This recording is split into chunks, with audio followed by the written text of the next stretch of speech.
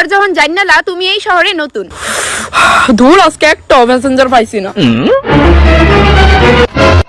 হ্যাঁ দিদি কই যাইবেন? রে দাদা আমি তো কেউ ফেরত যাইতাম। ও নতুন নাকি তা এই শহরে? ওই নতুন। লিগো উপরওয়ালা আপনারা আমার লগে মিলাইছে বুঝছেন যে বাট পারেন ড্রাইভারটি আমারে বাদ দিয়া। কেতার লাগি? ধরেন না আপনি ঘেউ ফেরত যাইবেন কইলেন, আসল ভাড়া হইছে 400, বাটপাটি বাড়ায় রাখবো 800। ওমা কেতা হই রে দাদা?